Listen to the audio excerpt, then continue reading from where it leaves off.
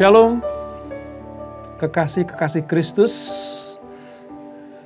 orang-orang yang diberkati Tuhan, jemaat yang sangat mengasihi Tuhan.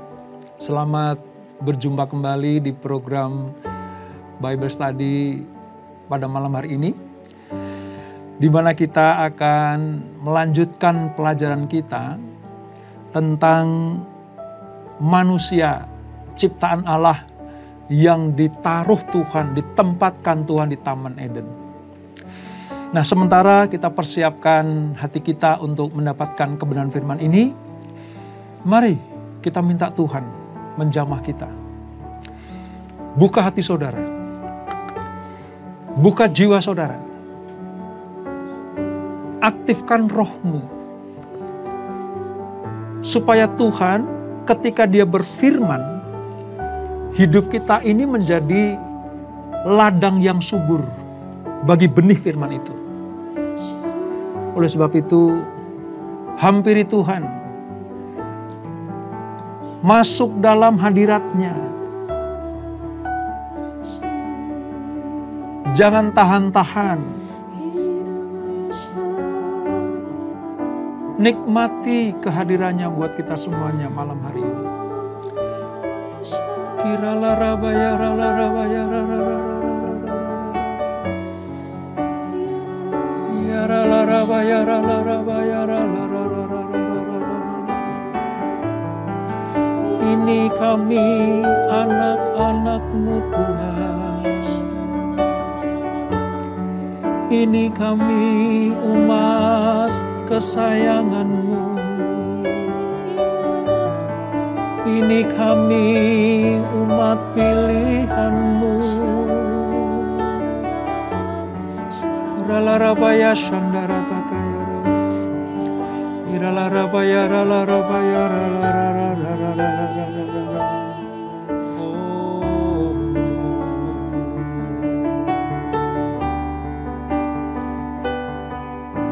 Tuhan, kasih-Mu sungguhlah mempesona diriku.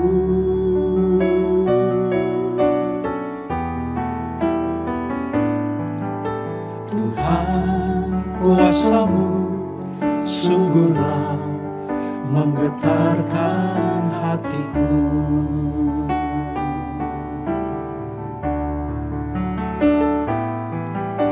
Tuhan, kasih-Mu sungguhlah mempesona diriku. Yes, Lord.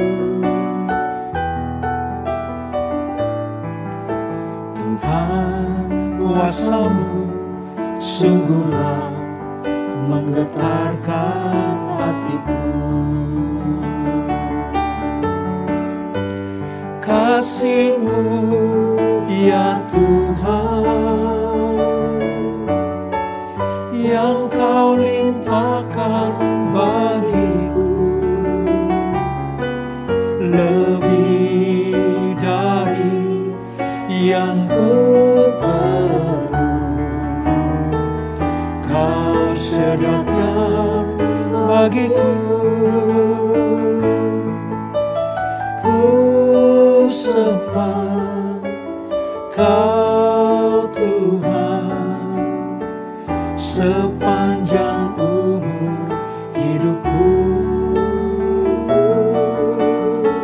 sepanjang umur hidupku.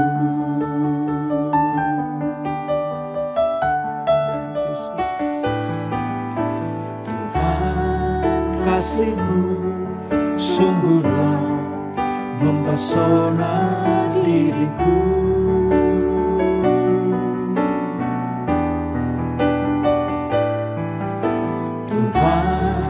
Kuasa-Mu sungguhlah menggetarkan hatiku. Kasih-Mu ya Tuhan, yang Kau limpahkan bagiku,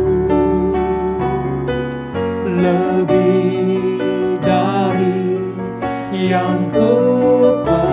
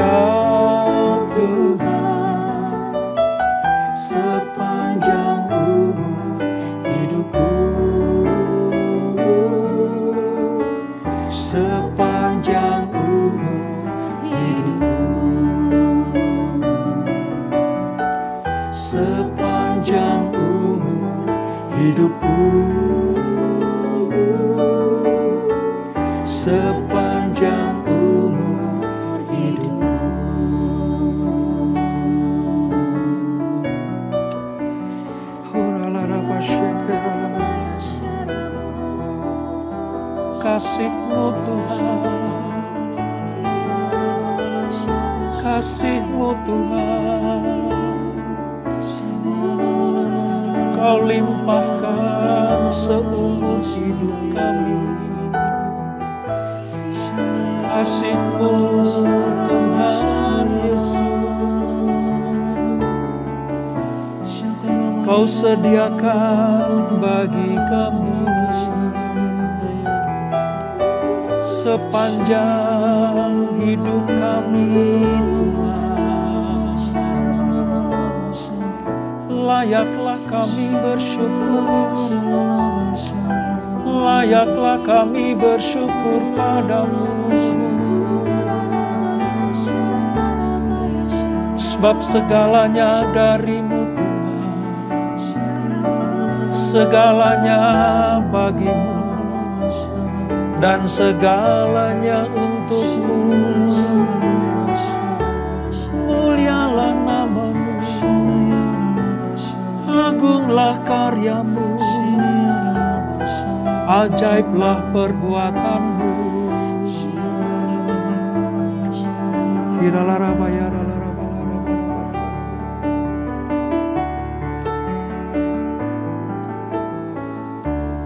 Kasih setia-Mu yang ku rasakan, amin, lebih tinggi dari langit biru.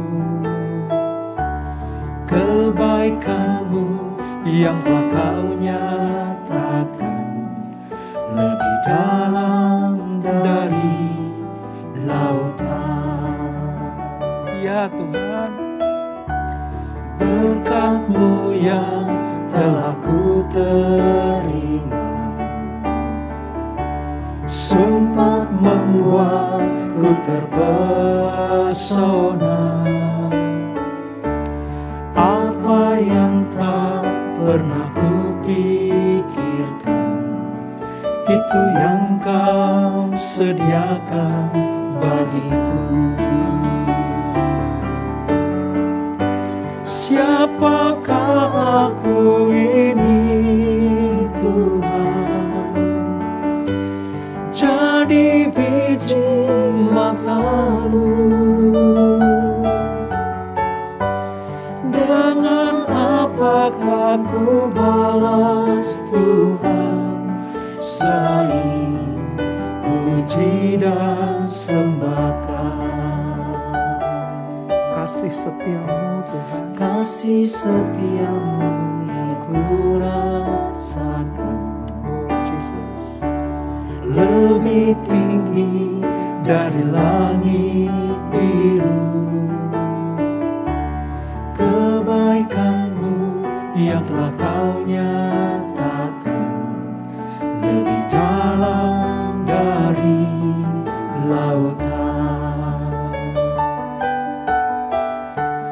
Berkat-Mu yang telah ku terima sempat membuatku terpesona. Apa yang tak pernah ku pikirkan, itu yang Kau sediakan bagiku. Ya Yesus, siapakah aku ini Tuhan, jadi biji mata-Mu. Dengan apakah ku balas Tuhan, selain puji dan sembahkan. Siapakah aku ini Tuhan, jadi biji mata-Mu. Dengan apakah ku balas Tuhan, selain puji dan sembahkan.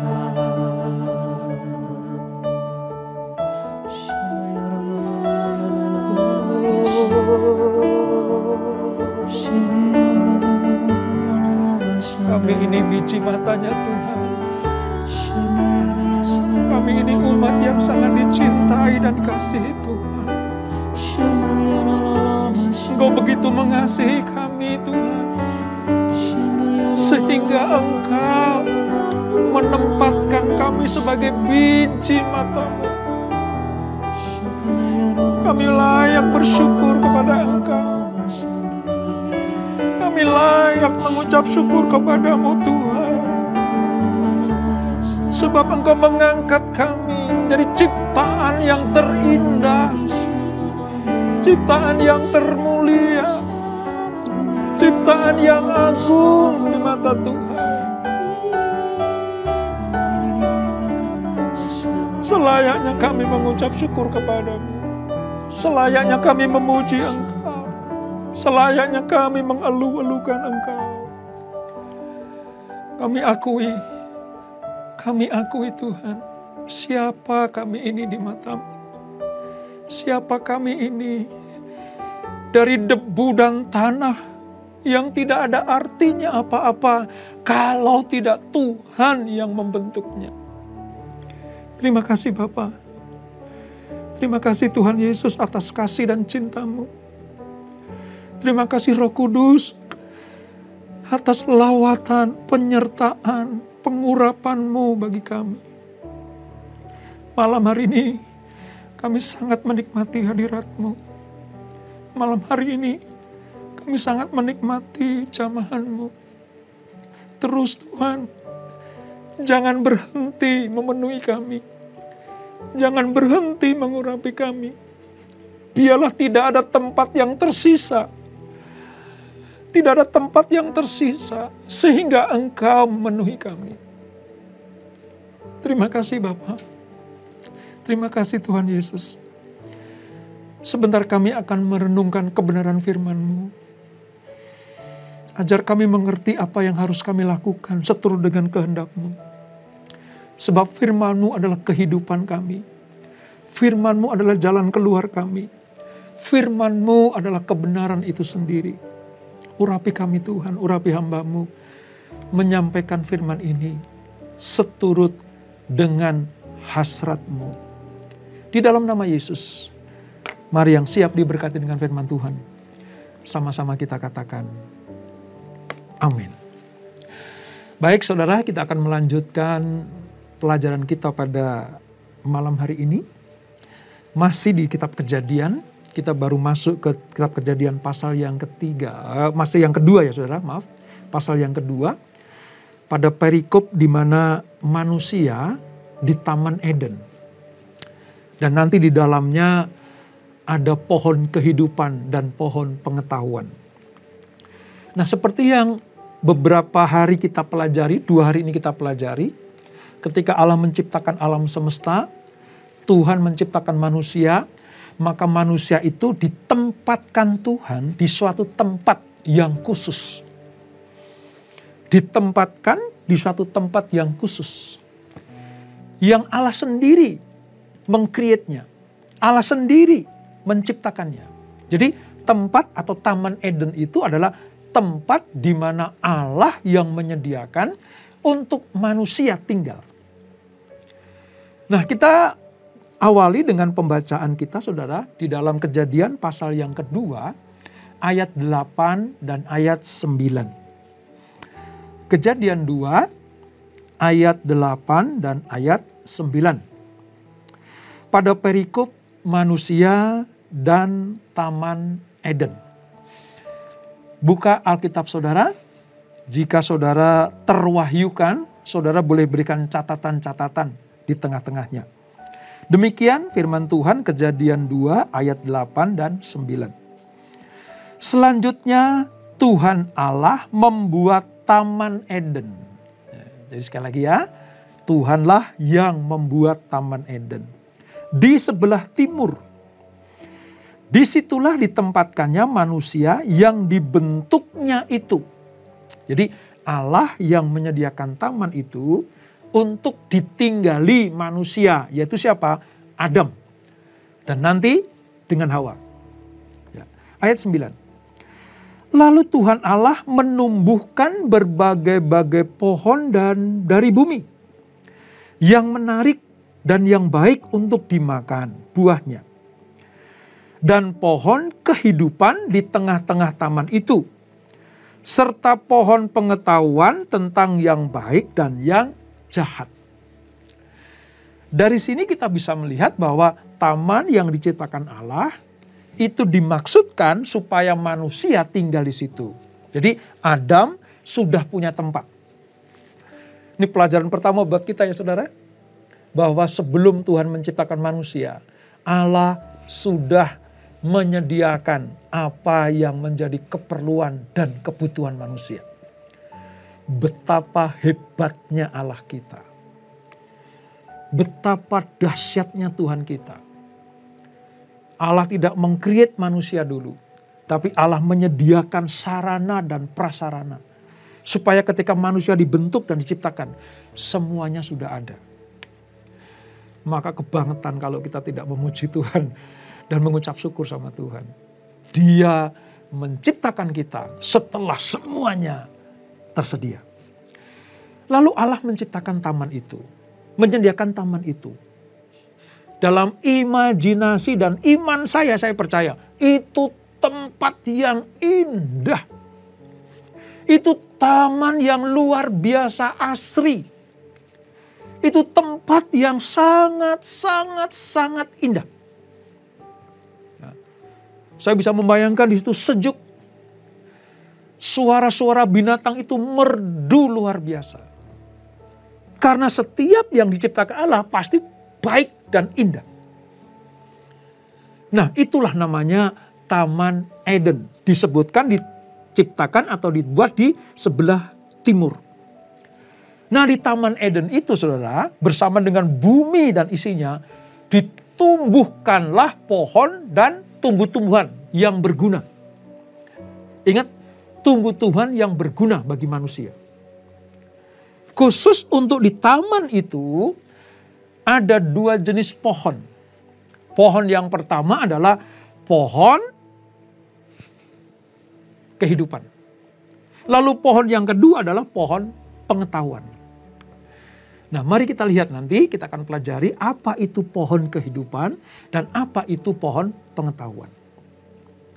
Nah, menurut para sejarah saudara, sejarawan, orang yang menyelidiki Alkitab, para leluhur iman yang menyelidiki kebenaran Alkitab, mereka berkesimpulan bahwa Taman Eden itu di dekat dataran Sungai Efrat dan Tigris. Di ayat yang ke-14, kalau saudara baca di ayat ke-14 ya, saya bacakan buat kita semuanya. Nama sungai yang ketiga ialah Tigris, yakni yang mengalir ke sebelah timur Asyur. Dan sungai yang keempat ialah Efrat. Ketika kita buka peta, kita buka denah atau globe atau bola dunia saudara, kita akan melihat sungai Efrat dan sungai Tigris itu pada zaman modern ini terletak di wilayah Irak sekarang ini. Irak, ya, wilayah Irak. Nah, namun ada yang berdebat, bukan di situ. Tidak mesti di Irak, tidak mesti di situ, tapi Alkitab menyatakan ada sungai Efrat dan Tigris di situ. Dan kota yang mendekati sungai Efrat dan Tigris adalah Irak sekarang ini. Oke, kita tidak terlalu dalam mempelajari itu. Karena ada maksud Tuhan yang lebih penting daripada sekedar lokasi Taman Eden. Di dalam Kejadian 2 ayat 15, Tuhan Allah mengambil manusia itu dan menempatkannya dalam Taman Eden untuk apa? Untuk mengusahakan dan memelihara taman itu. Ini merupakan mandat dan tugas dari Tuhan kepada manusia. Kalau saudara ingat pelajaran kita tentang Allah menciptakan, ya, hanya manusialah yang diberi mandat oleh Tuhan, diberi tugas selain memperoleh hak istimewa sebagai umat ciptaan segambar dengan Allah, maka Tuhan memberikan mandat itu. Dan mandatnya apa? Mereka harus mengusahakan. Mereka harus merawat. Mereka harus menikmati. Dan mereka harus memelihara taman yang indah itu. Jelas ya saudara? Bahwa Allah ingin manusia memelihara semua ciptaannya. Nah, pada saat itu saudara, Adam selaku manusia pertama, kudus, bebas dari dosa, dan dalam hubungan yang sempurna dengan Allah. Karena pada saat itu belum ada dosa, belum ada kesalahan, belum ada pelanggaran. Kita bisa membayangkan bagaimana hubungan antara Adam dan Allah itu yang wow, luar biasa. Allah bisa secara audible ngomong sama Adam. Allah bisa secara direct, langsung bicara dengan Adam. Jadi betapa indahnya ketika tidak ada dosa, tidak ada pelanggaran, tidak ada kesalahan manusia, sehingga hubungan kita dengan Allah itu luar biasa indahnya. Demikianlah Adam pada mulanya. Sebab apa? Sebab Adam adalah puncak ciptaan Allah. Diberikan tanggung jawab untuk bekerja di bawah pengarahan Allah. Memelihara ciptaannya. Luar biasa. Kalau saya merenungkan ini, ya di dalam program ini ya, Babel Study ini, kita harus bisa merenungkan setiap kata, setiap kalimat, setiap perikop, supaya kita betul-betul semakin mengenal Allah kita itu siapa. Dan hubungan yang harmonis di antara Allah dengan manusia ini, sayang sekali saudara, hilang. Terputus. Karena apa? Karena Adam dan nanti bersama dengan Hawa tidak taat. Karena lebih mengikuti bujuk rayu iblis. Bujuk rayu iblis. Nah, sampai pada taraf ini, Eden bersama dengan Adam itu luar biasa indahnya. Allah bisa menikmati Taman Eden bersama dengan Adam. Adam bisa menikmati Taman Eden bersama dengan Allah. Sebuah hubungan, relationship yang luar biasa antara manusia dengan Allah. Nah, ketika itu terjadi saudara, apa Tuhan bilang kepada Adam dan Hawa? Ya, di ayat yang ke-18. Kejadian 2 ayat 18. Tuhan Allah berfirman demikian. Tidak baik kalau manusia itu seorang diri saja. Aku akan menjadikan penolong baginya yang sepadan dengan dia. Jadi ada satu kekurangan ketika Allah melihat Adam bersama dengan Allah di Taman Eden. Tuhan melihat, wah ini kurang sempurna sedikit, tinggal satu lagi. Aku harus memberikan teman, memberikan orang yang bisa menjadi sahabat, menjadi penolong bagi manusia ini, yaitu Adam. Singkat cerita, dibuatlah Adam tertidur.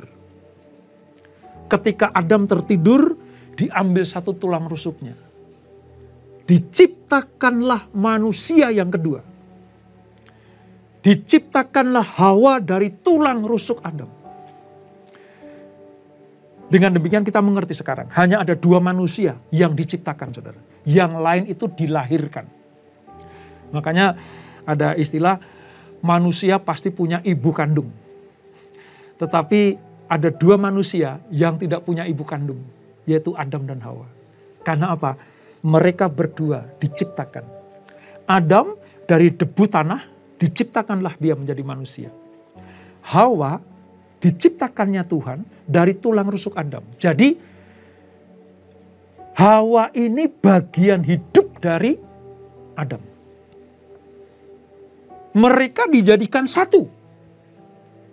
Laki-laki dan perempuan. Sejak dari Taman Eden. Allah sudah menetapkan siapa yang boleh bersatu, siapa yang boleh menikah, siapa yang boleh diberkati menjadi suami istri. Hanya laki-laki dan perempuan. Adam dan Hawa dipersatukan. Ini prinsip kebenaran tentang perkawinan, tentang pernikahan di dalam kebenaran firman Tuhan. Hanya laki-laki dan perempuan. Tapi nanti karena dunia rusak ya saudara, dunia tercemar, dunia sedang menuju kepada kebinasaannya, ya fenomenanya akan berubah.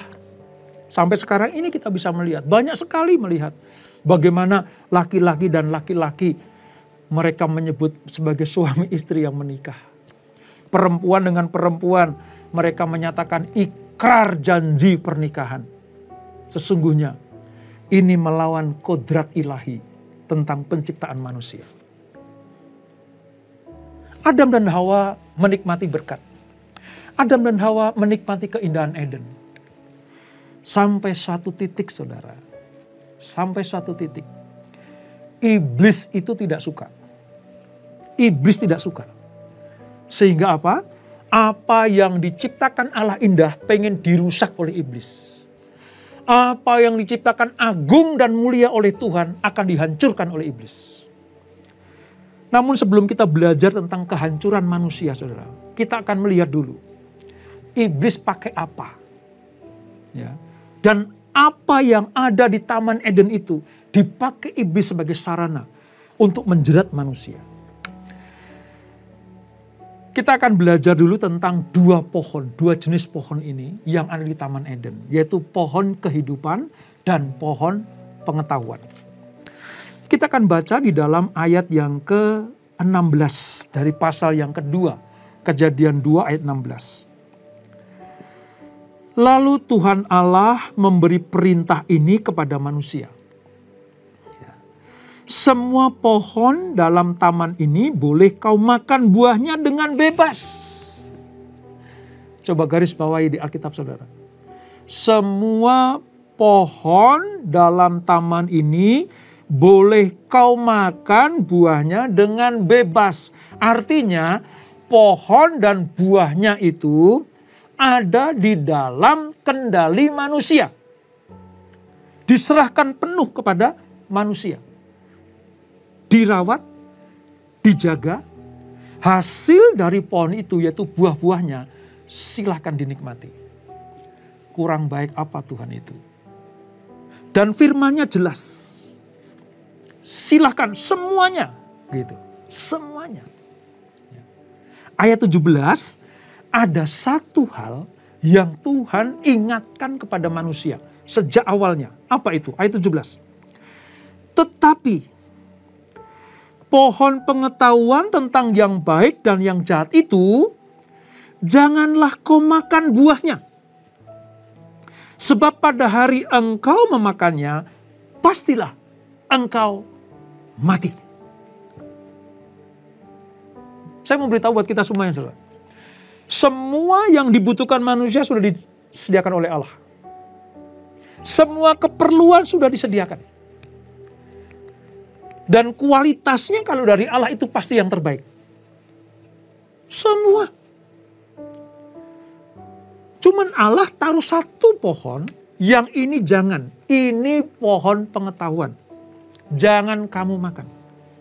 Nah, mari kita preteli satu persatu. Apa itu pohon kehidupan dan apa itu pohon pengetahuan. Dua pohon di taman ini memiliki kepentingan yang khusus saudara. Ayo kita lihat dulu pohon kehidupan. Pohon kehidupan itu ditaruh di Taman Eden dimaksudkan untuk mencegah terjadinya kematian jasmani. Jadi sejak awal Allah itu menciptakan manusia itu kekal. Untuk suatu kekekalan. Supaya tidak terjadi kematian jasmani, maka ini ada pohon kehidupan. Silahkan dimakan buahnya, silahkan dinikmati. Silahkan engkau kecap dan rasakan pohon kehidupan ini. sebab aku berkehendak. Ya, Tuhan punya kehendak seperti itu. Untuk apa? Supaya engkau tidak mengalami kematian jasmani. Ini pohon kehidupan. Tujuannya apa?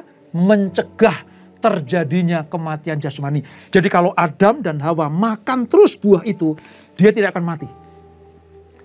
Dia tidak akan binasa. Tubuh, jiwa, dan rohnya kekal. Nah, Tuhan selain menaruh pohon kehidupan, dia tumbuhkan satu pohon namanya pohon pengetahuan yang baik dan yang jahat. Ini banyak sekali pertanyaan kalau saya ngajar ya, baik di KOM atau di KUL gitu ya saudara. Banyak sekali yang tanya, Pak, kenapa ya harus ada pohon pengetahuan yang baik dan yang benar? Apakah Tuhan gak tahu Adam akan berbuat jahat dengan cara melanggar titahmu? Banyak sekali pertanyaan seperti itu. Apakah Tuhan sejahat itu sehingga dia membuat jebakan untuk manusia? Apakah Tuhan separah itu ingin menghancurkan ciptaannya yang paling agung dengan menempatkan pohon pengetahuan dan baik dan yang jahat? Jawabannya tidak.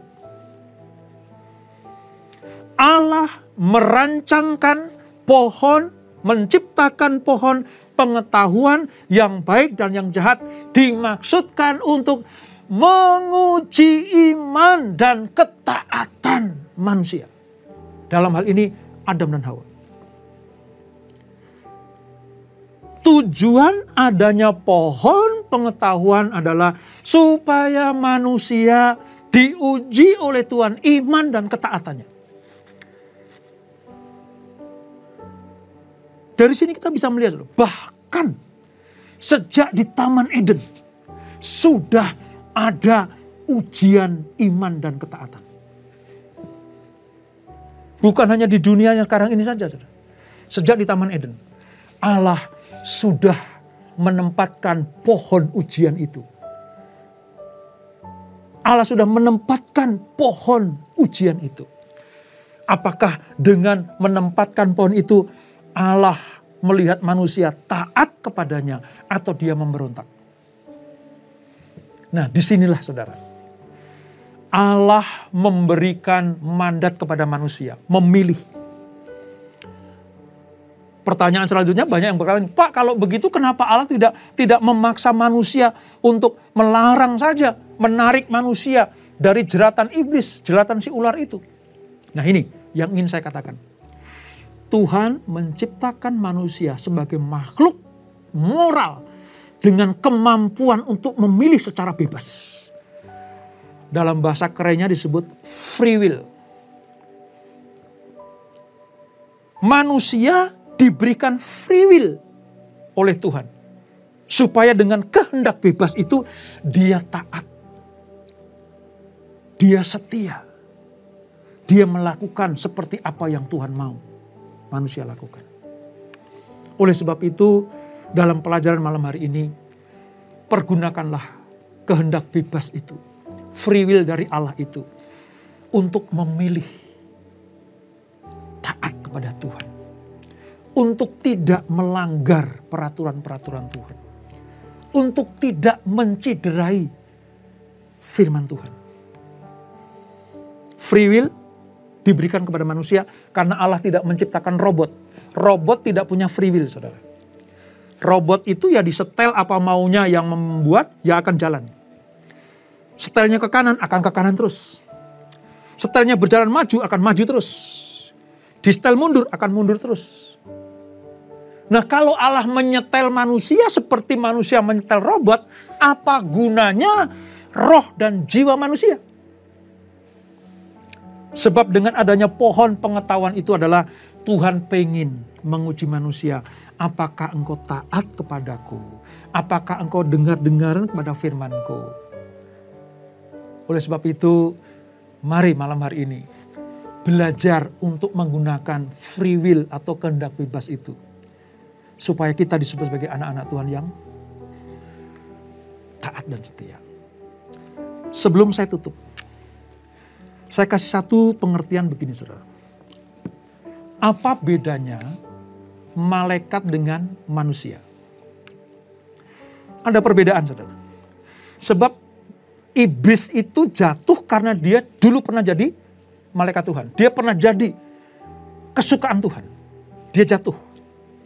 Nah, kejatuhan malaikat itulah yang membuat dia mampu menggoda manusia supaya dia jatuh dalam dosa. Nah, apa perbedaan malaikat dan manusia? Begini, malaikat itu hanya terdiri dari roh. Roh. Kalau dia turun ke dunia seperti menjumpai Yakub misalnya, menjumpai Abraham misalnya, itu teofani dari Tuhan. Bisa jadi manusia, secara kelihatan bisa. Karena Yakub juga bergelut dengan malaikat Tuhan itu. Tapi sejujurnya, malaikat itu terdiri dari roh. Dia memiliki sifat immortal. Immortal itu tidak bisa binasa, artinya tidak bisa hilang. Tidak bisa mati. Makanya malaikat itu kekal. Baik malaikat yang tetap menjadi pelayan Tuhan, yang malaikat kudus itu, atau malaikat yang jatuh dalam dosa, dia memiliki sifat immortal, tidak bisa lenyap.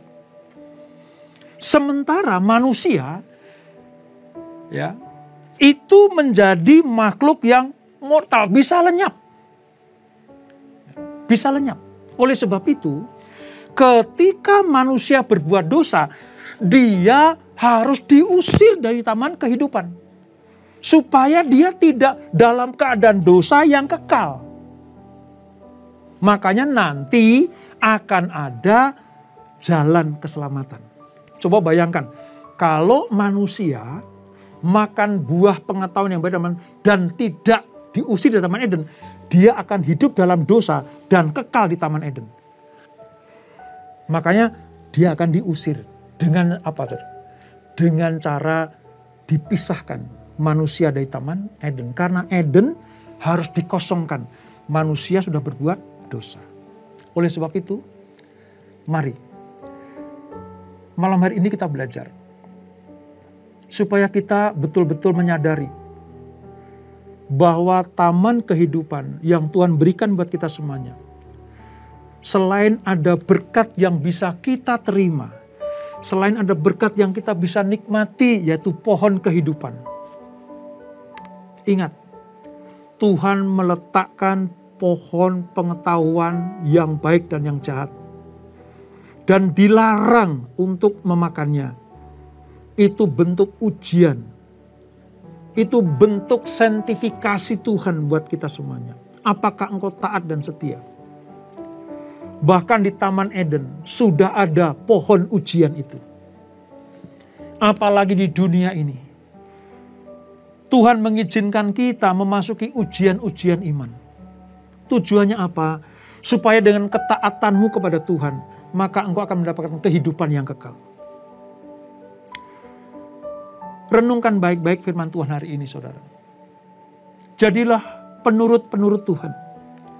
Jadilah orang yang taat melakukan firman Tuhan. Bukan jadi pemberontak.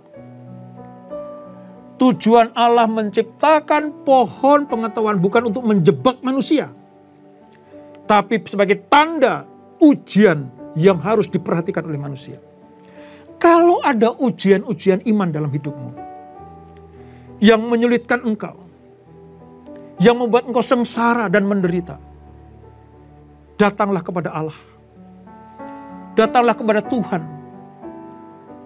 Yang mengizinkan ujian itu ada. Dia juga yang menyediakan jalan keluarnya. Apa ujianmu hari ini? Apa permasalahanmu hari ini? Selama engkau tetap hidup benar di hadapan Tuhan, maka Tuhan akan menyediakan yang terbaik bagi engkau. Jangan seperti Adam dan Hawa. Dia memilih untuk melanggar titah Tuhan. Pilihlah untuk taat kepada Allah. Maka semua rencananya akan indah dalam hidupmu. Semua karyanya akan tergenapi dalam kehidupanmu. Renungkan baik-baik firman Tuhan hari ini. Renungkan baik-baik firman Tuhan hari ini. Mengucap syukurlah kepada Tuhan. Berterima kasihlah kepada Allah. Mengucap syukurlah kepada Tuhan Yesus yang sudah melepaskan kita dari hukuman dosa akibat ketidaktaatan nenek moyang kita itu. Berdoalah minta kekuatan dari Tuhan ketika ujian itu terjadi. Supaya kita tidak mengikuti kehendak iblis, tapi kita mengikuti, taat, setia kepada perintah Tuhan. Terima kasih Tuhan untuk malam yang indah ini. Engkau melihat anak-anakmu yang taat dan setia untuk merenungkan firman Tuhan. Menggali kebenaran Alkitab. Dan bukan hanya mengerti, tapi mereka mau menghidupinya. Dengan cara melakukan apa yang Tuhan perintahkan. Dan tidak melakukan apa yang Tuhan larang. Seperti ketika Tuhan menciptakan pohon kehidupan dan pohon pengetahuan. Berkati anak-anakmu ya Tuhan. Berkati kami semua yang hadir pada malam hari ini. Jamah mereka satu persatu. Peluk mereka. Kasihi mereka. Cintai mereka. Seperti Engkau mengasihi semua ciptaan-Mu. Engkau memberikan mandat kepada kami untuk memelihara hidup kami, memelihara ciptaan Tuhan. Jadikan kami indah senantiasa. Berkati anak-anak-Mu ya Tuhan, berkati mereka semuanya. Apa yang menjadi keperluan dan kebutuhan mereka. Seperti Tuhan menyediakan seluruh makanan bagi Adam dan Hawa. Demikianlah Tuhan menyediakan kebutuhan dan keperluan anak-anak-Mu. Kami tidak akan pernah berkekurangan selama kami berharap hanya kepada Tuhan. Hidup orang benar tidak akan pernah meminta-minta roti. Sebab Tuhan yang menyediakan. Berkati anak-anak-Mu, mereka yang berbeban berat, Tuhan berikan kelegaan. Mereka yang menghadapi masalah-masalah yang sulit untuk dipecahkan. Rasa-rasanya sudah mentok. Rasa-rasanya sudah tidak ada jalan keluar lagi. Tuhan, Engkaulah jalan kebenaran dan hidup itu. Engkau yang buka jalan untuk anak-anak-Mu yang mentok permasalahannya. Berkati Tuhan. Berikan cara-cara yang terbaik dan benar untuk anak-anak-Mu menyelesaikan masalah-masalahnya. Entah itu masalah keluarga, masalah keuangan, masalah pekerjaan, masalah kesehatan. Tuhan, bukakan kami semuanya untuk mengikuti jalan-jalannya Tuhan. Kami percaya setiap masalah dapat kami lalui bersama dengan Tuhan. Kami cakap menanggung segala sesuatu sebab Tuhan beserta dengan kami. Berkati yang terbaring sakit, apapun jenis penyakitnya, Tuhan jamah sebab Engkau Jehovah Rafa.